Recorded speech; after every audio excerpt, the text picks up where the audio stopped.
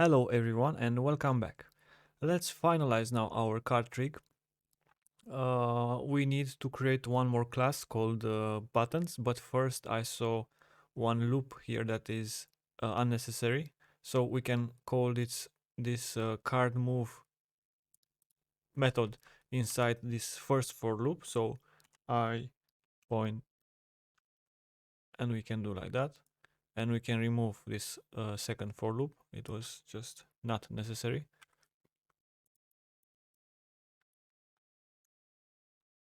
So we need to create a button class, but before we can create the button class, we have to create a function that allows us to write text on the buttons. So to do that, I will go here, maybe under this game pack function. I will say um, for function text objects.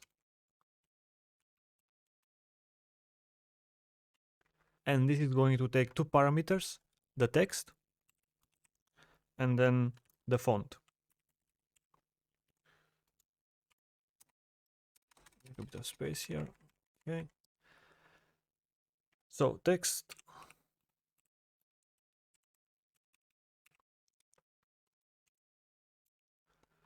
is equal to font dot render text.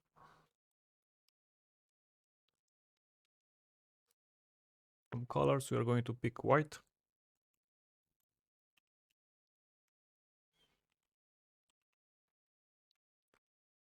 Okay. And then return text surface and text dot get.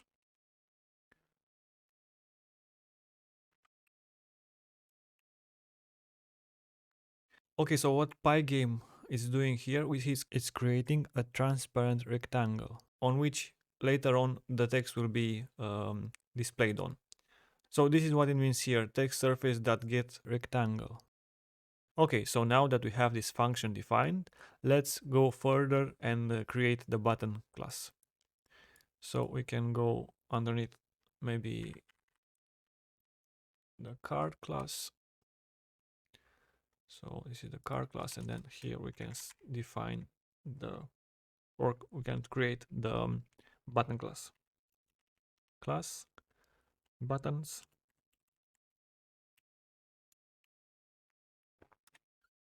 And now let's define the constructor for this class. So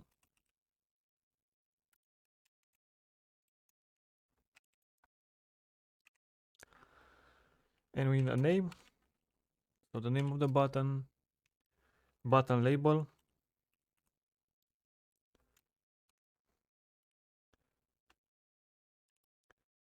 button position on X, button position on Y,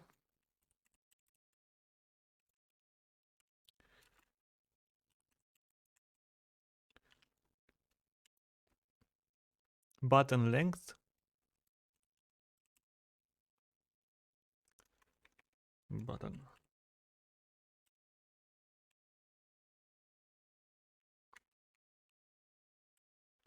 length, and then button width,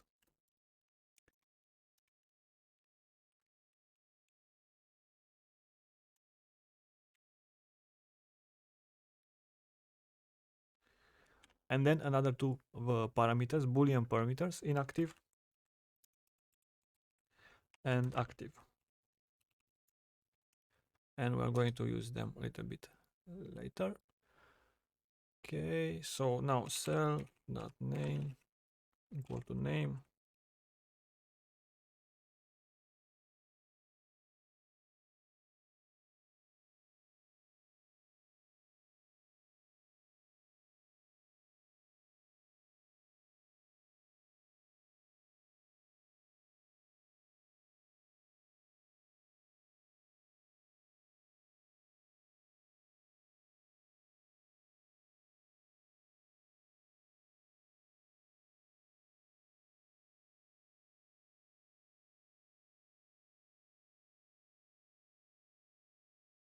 Now we need two methods inside this class. One method is going to be called button animation, and it's going to animate when we are hovering over the button, and yeah, change the color of the button once the mouse is on top of the button. And then the second method, it will be button click. So once we are with the mouse on top of the button and we click the button, then we need to do something with that click. So I will write these two methods. After I finish, I will explain how are these methods working.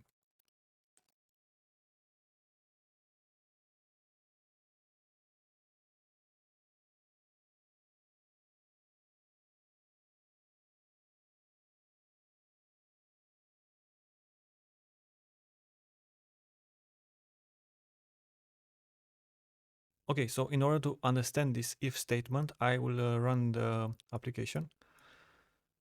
So these are our buttons, and we need to know exactly when the mouse cursor is inside the button. So button x plus button length gives us the coordinate of this corner, this side of the button.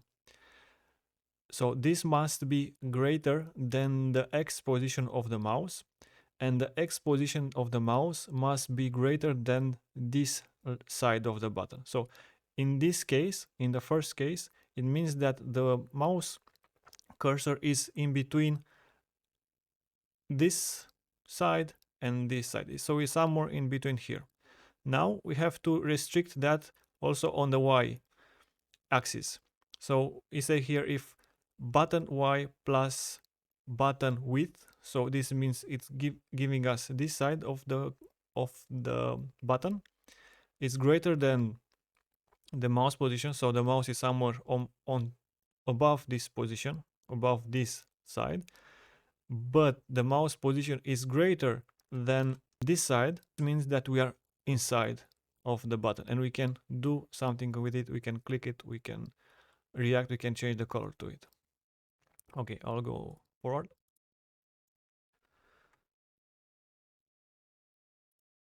Okay, so now that we are inside the button, we can change the color of the button. So let's do that.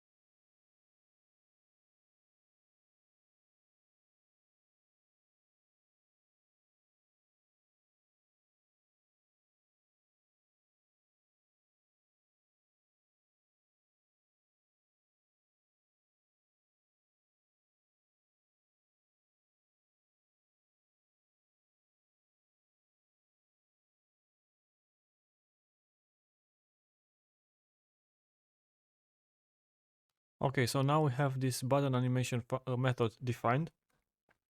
So as I said, once we are checking if the cursor of the mouse is on the hovering on top of the button, then we draw the button in a lighter color. And this is what we are doing here. We are passing in the surface where we like to draw the button, and then the color of the button, positions of the button, and then the coordinates of the button x and y, and also the dimensions of the button. In case the condition does not pass inside this if statement, then we are going to draw the button in a normal darker color. So we are doing the same thing, only we are just passing here another color that will be a bit darker, so the inactive color. Here we are using this text object function that we have defined here, and we are passing in the name of the button, so the text that we would like to write on top of the button, and then the font. We have defined this small text font somewhere here. Small text was defined here. Next, we center the text on the button. So we are starting from the left corner of the button, and we are adding half of the length, and then we are starting here from the bottom of the button, and we are adding half of the height. So this means we are going to write the text exactly in the middle of the button. And here we are actually drawing the text on the button. Okay, so this is done. The next method that we are going to define, it will be the button click. So I'm going to write it, and then I will also explain this one.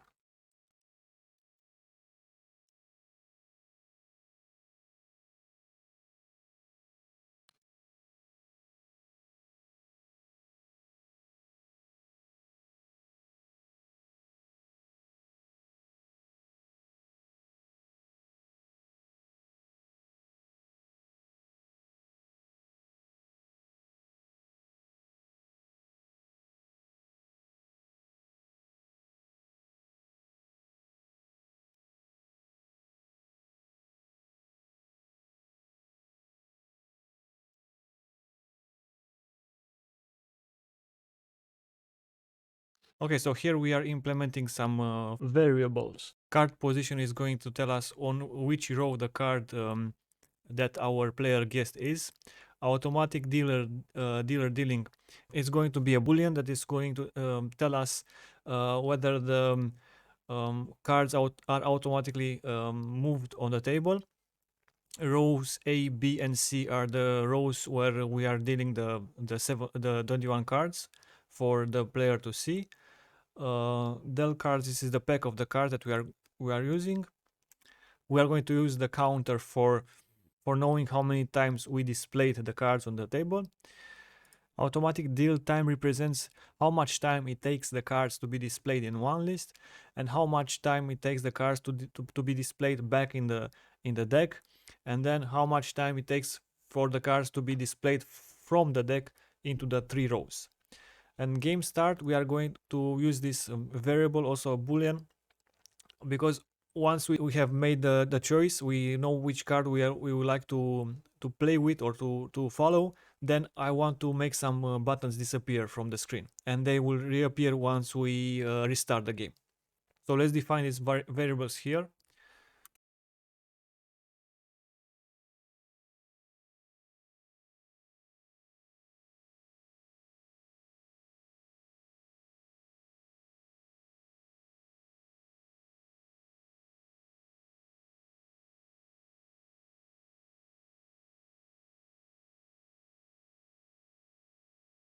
Okay, let's see what else we have missed.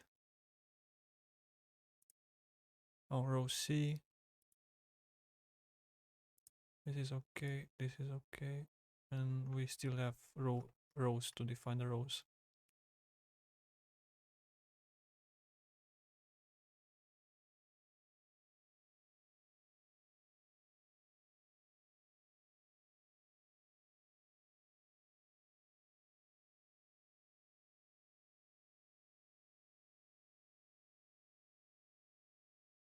Now we have to get again the position of the mouse, and then get if the mouse was clicked or not. So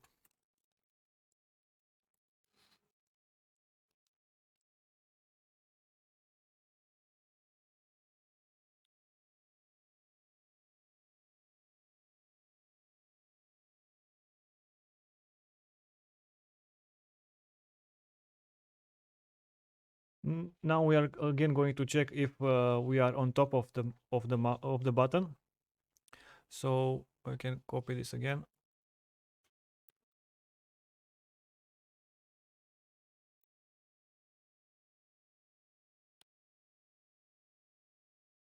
Okay.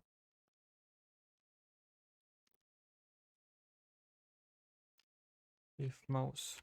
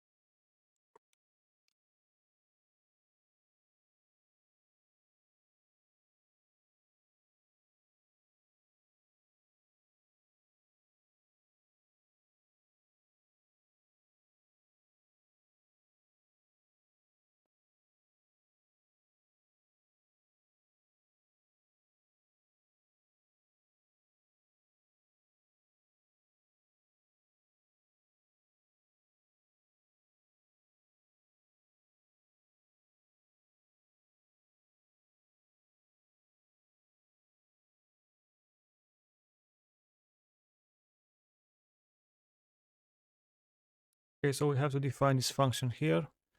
And here we still have some problems. Let's see upstairs. Okay, row A, row B, automatic with small a, and automatic deal time. Let's see now if we, yeah, now it's okay. Let's continue.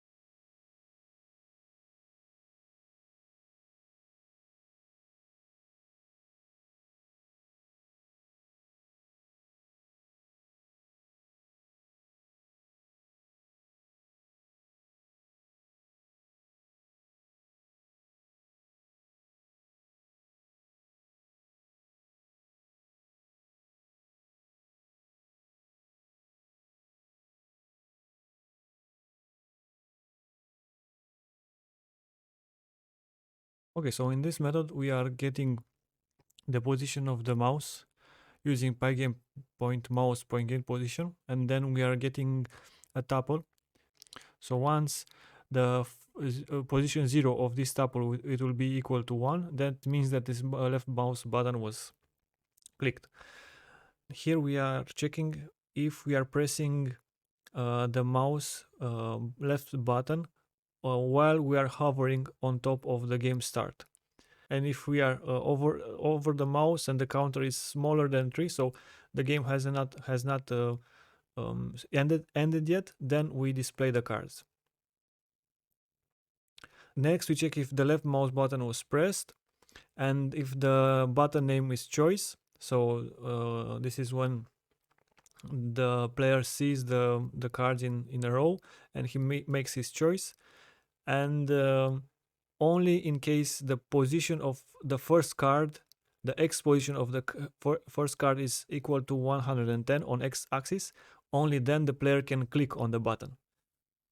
And once the player clicked on the button, we are calling the backend list formation, and inside here in the backend list formation we rearrange the cards in lists so we can later on redisplay them on the table. We are calling here reform pack. This function we have to define a little bit down. And then once we have the pack reform, so from these rows of cards we have only one big pack of cards, and then we redisplay them in 3 rows. And here we use the dealing time, so the time that it needs for the packs to go from the deck of cards to the 3 rows. And we set the game to true. Game start is going to be true. Next, if we like to restart the game and we have the mouse on top of the restart button and we press it, we call the game pack function to give us a new pack of cards. We set counter to 0 and game start to false. Now remaining the other 3 buttons which the player is going to use to indicate where his card is located. And if he makes a left click on one of these buttons, and the first card position is 280. So this means if the cards are already in the 3 rows display, then we make empty the del cards, and then we recall. So first we empty the list, and then we refill the list by recalling backend and positioning. And we are passing the rows of the cards that were displayed before on the table, and the name of the button that the player chose. And in the backend positioning function, you have these rows here, and then the correct column. Here again, we make this list empty, and we reposition the cards back into the list as and keep the row where the card was always in the middle, and then we return the deck of cards.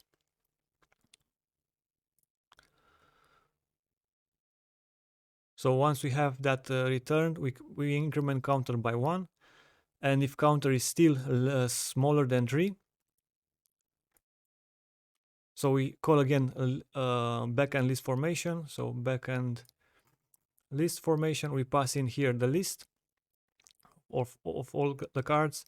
We put one by one the cards from the list in the rows, one by one, and then we return the rows with the cards inside, and we have them here. And again, we reform the pack, and we display the cards once it's done. So we set automatic deal time to 0. This is the time that the cards need to move across the table. So we set it to 0, and then we set automatic dealer to true. We are going to use this automatic dealer and deal time in another function a little bit later.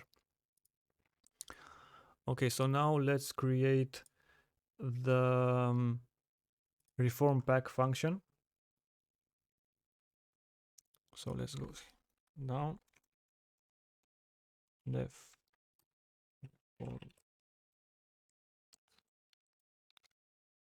and we need a list of cards.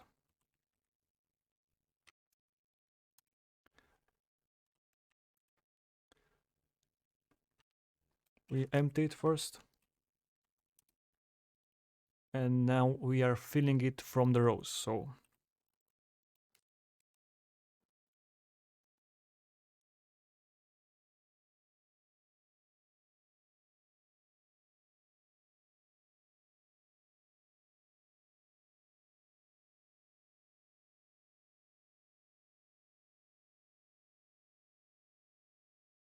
okay, so this is the function.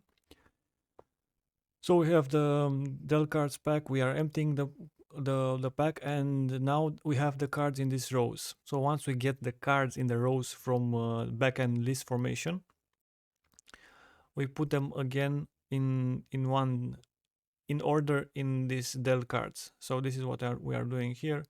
We are taking all the cards from these rows, and we are placing them back into the pack. Next, let's define one other function called automatic dealer.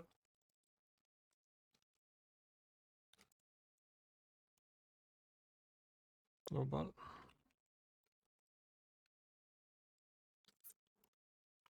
We are checking now if the automatic dealer is on,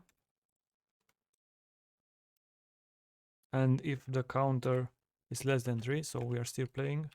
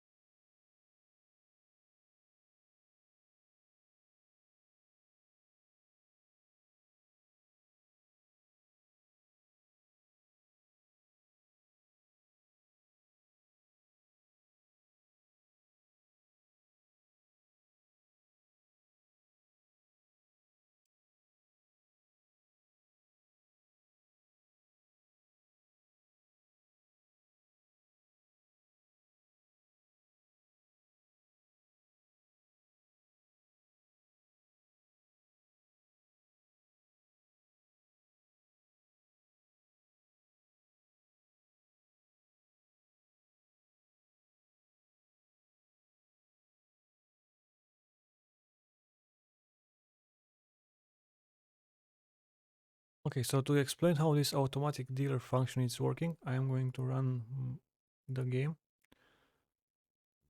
So to start the game, we have to press on start. So once we have pressed on start, the cards are displayed. Then we have to allow the player time to choose a card. Once he has the card chosen, he needs to press on I made my choice. And if he does so, the cards are going back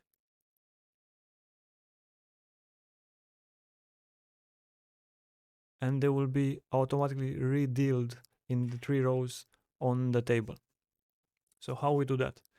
So once the game start button is pressed, we display the cards and we display them in 1 row. Then we wait. We allow the time for the player to choose. Once he made his choice, we reform the pack and then we call card display pack. This function reforms the deck of cards. But we don't want to press anything else. So we would like to, once the cards are back in the position, in the docked position, so once the cards are back here, we want them automatically to come back on the table in these 3 rows. So that's why we are setting here automatic deal time to 0, and then we set automatic dealer dealing to true. So in this situation, when counter is less than 3, so we allow 4 seconds for the cards to be recollected and in the deck of cards, and then after 4 seconds elapse, then the dealer is redealing the cards.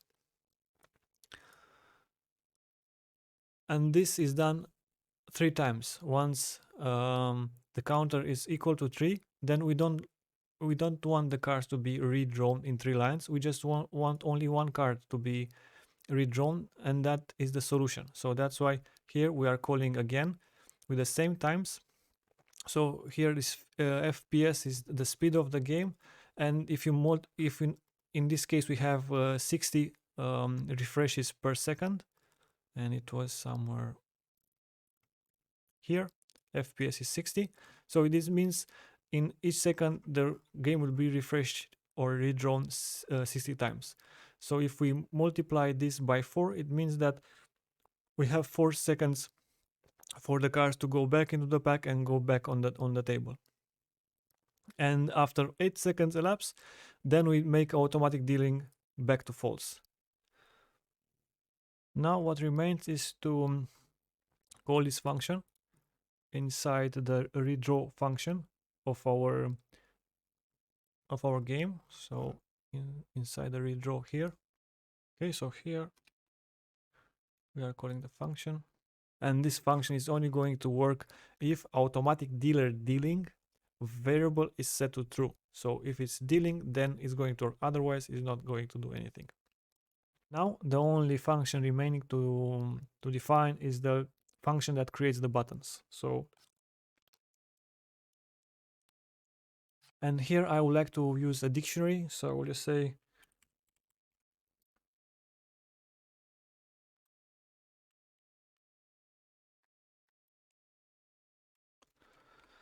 using a dictionary is very nice. In this way we are able to control if the button is displayed or not. So let's start by creating this dictionary. So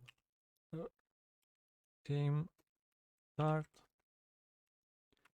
equal to, sorry, buttons, and here we are creating the first button. So game start, the name,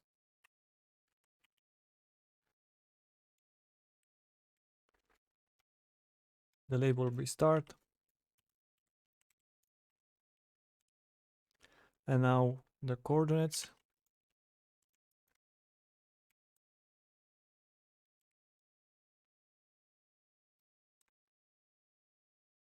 color,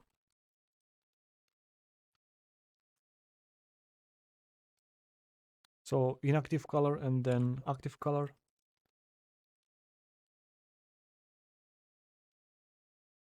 Okay, so this is 1, Next will be new cards.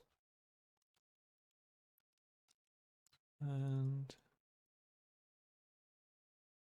this is actually the restart button.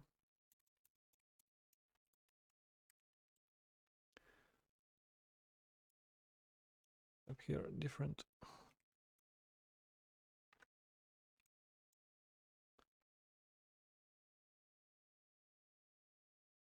Okay, the colors are the same. Only the position and the names is different here. And then we have choice.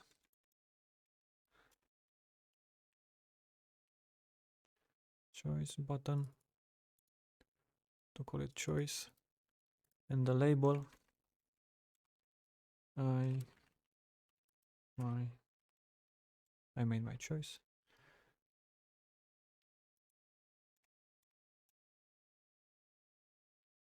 At 40, but at 160. And then this is going to be a bigger button. 230 by, and the color would be the same.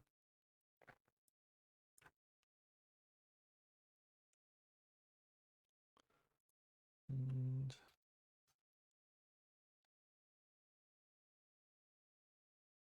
now the button with the options. So for the rows, the row buttons. Okay.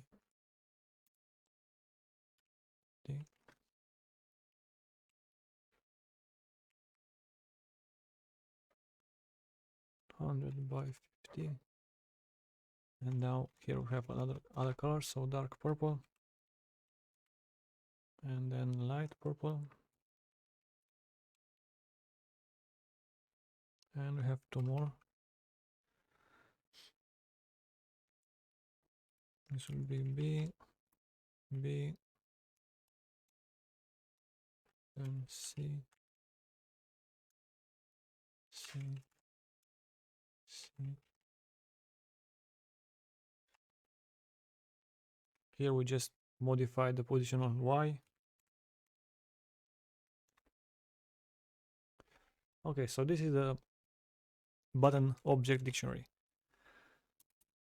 And now to make them appear and disappear, we need to make a for loop and then check if the game was started and not. And in case the game was started, we can make some of them disappear to make a little bit more space on the table. So for button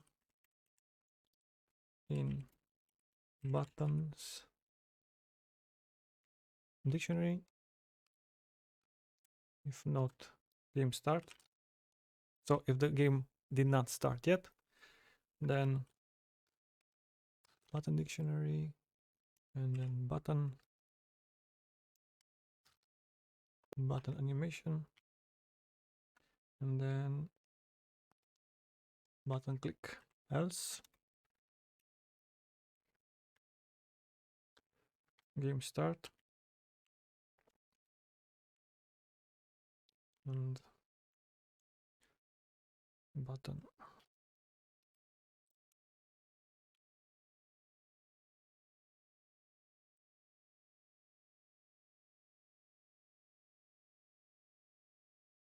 We are doing the same thing, so I'll just copy this.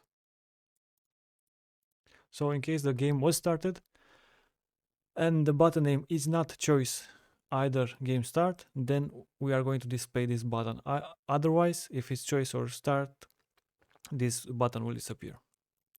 Okay, so I think that we are done.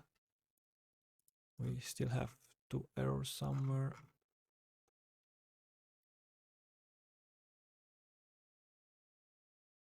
So this has to be here. I think we are good now.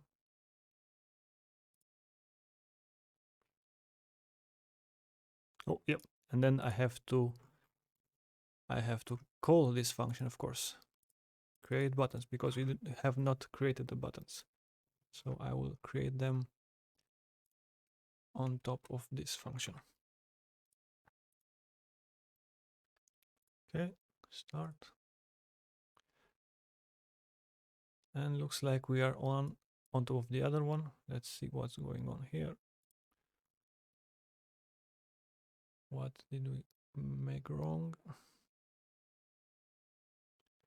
So this is okay. This looks okay. This looks okay. Then 160, 130, 50.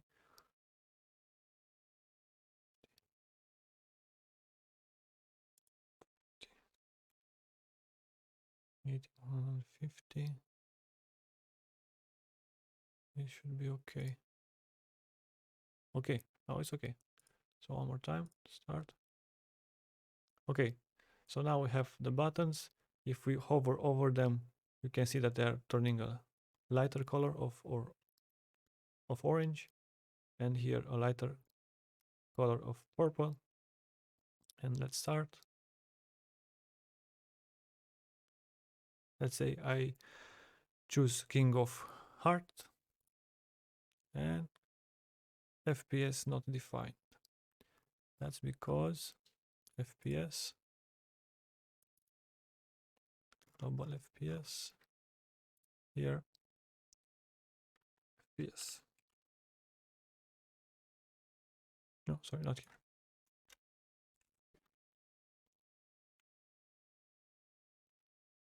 So we define FPS here, main.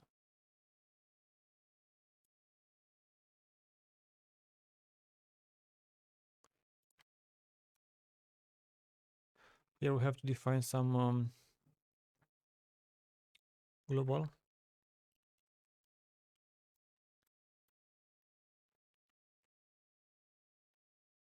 Automatic deal time, and then card direction, and then FPS. Let's give it a shot. Start. Ace of spades.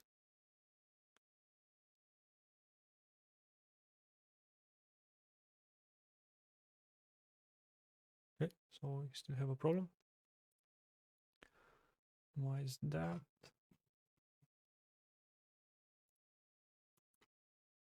Let's define here top FPS equal to 0.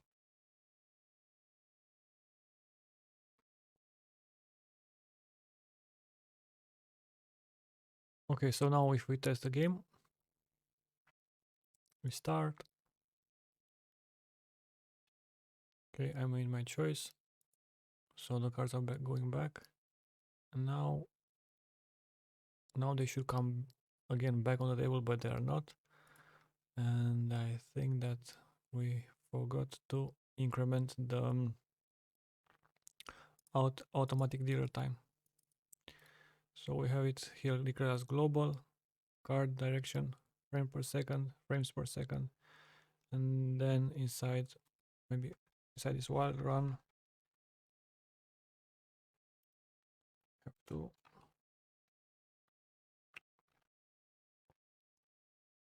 increment it by 1. And then we can also, and then we redraw the function, the window. Okay, let's start again. Start. They're coming on the table. I made my choice. They're going back. And now they're okay. Now they're displayed in the 3 rows. And let's say we chose the Queen of Hearts. And now we have here a problem. And that is because we called here the wrong function. We had to call card display pack, and we call card display. Let's give it one more try. Start. And the cards are being displayed. Let's choose the ace of diamond. I made my choice.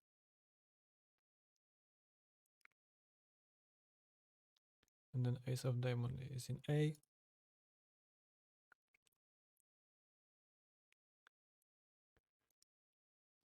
And now ace of diamond is in B.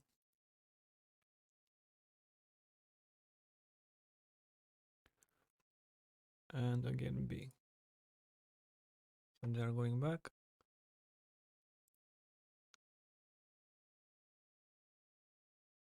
And then we have the right result. Let's try to restart.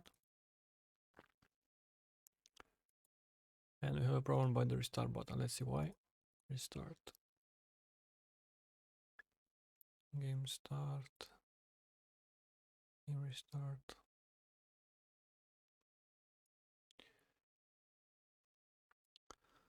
And the problem is because we are looking for the name of game restart, but actually the name of the button is called new card. So let's just rename this button to game restart.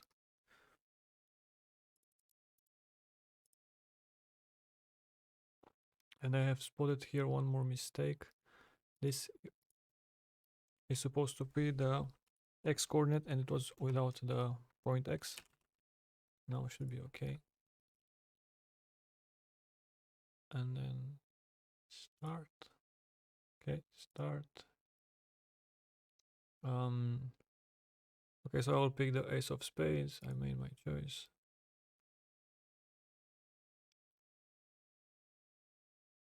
And ace of spades is here in C.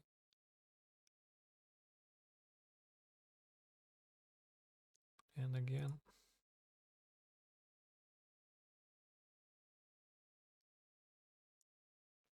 And B now.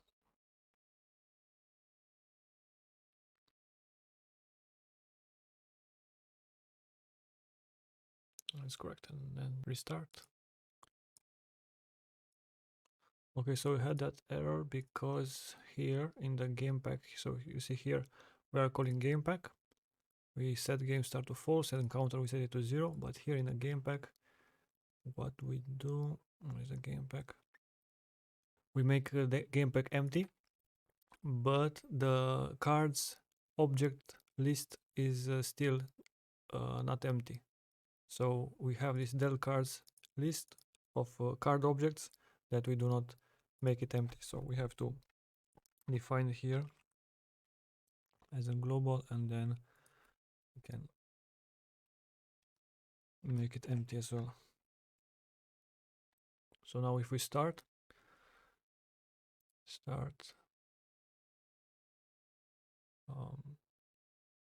Jack of diamond, let's say,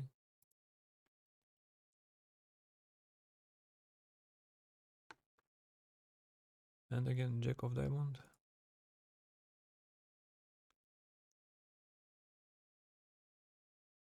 and the last one Jack of diamond,